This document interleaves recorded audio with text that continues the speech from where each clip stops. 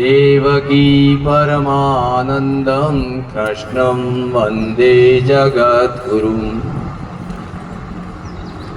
भगवत परिषद ट्रस्ट के स्थापना दिवस पर मंच पर विराजमान श्रद्धेय समस्त पदाधिकारी, संस्था के पदाधिकारी, सभी पंचांगकर्ता, संयोजक महोदय, स्थानीय सरपंच आप और आगंतुक सभी मेरे साथी माताएं, आप सभी के हृदय में विराजमान उस परमात्मा को नमन करता हूं। जैसा कि मंच से आदेश हुआ है, पंचांग के बारे में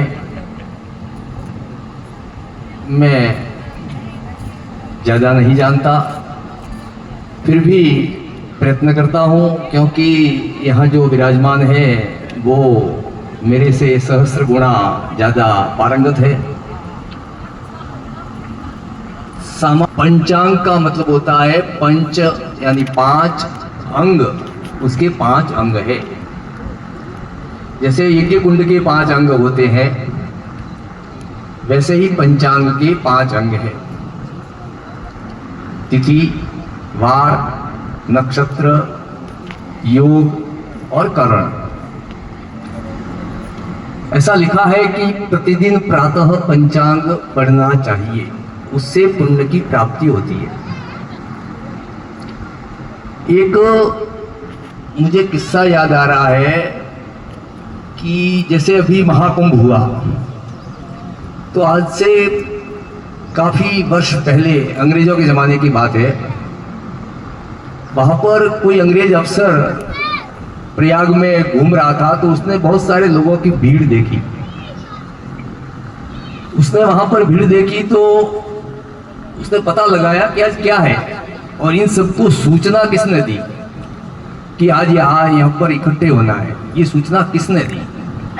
तो उनके जो शार्गिद होते थे, उनके जो साथ वाले थे, उन्होंने पता लगाया कि ये कोई बामण, बामण शब्द का यूज किया था। बामण एक पत्री निकालता है और उसमें ये लिखा हुआ होता है।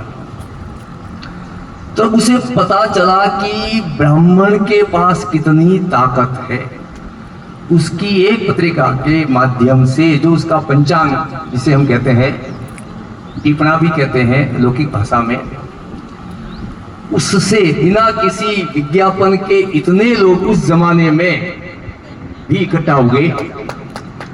तो यह एक हमारी ताकत जो है वह आप समझ सकते हैं कि पंचांग की कितनी ताकत है।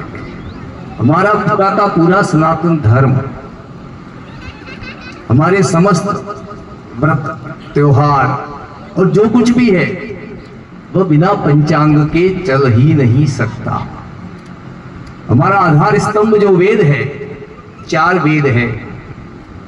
व्यासोच्चिष्ट जगत सर्वम, पूरा जगत जो व्यास का उच्चिष्ट कहा जाता है, जिन्होंने वेद को 4 भागों में विभाजित किया, क्योंकि उन्हें आभास हो गया था कि भविष्य में चारों वेद के अध्येता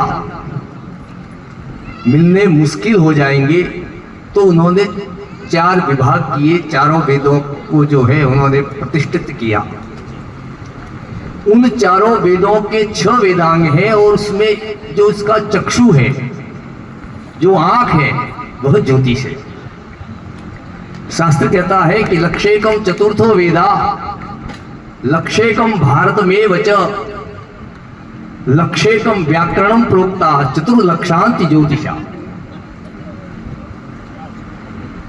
चारों वेदों को मिलाएंगे तब 1 लाख श्लोक बनते हैं।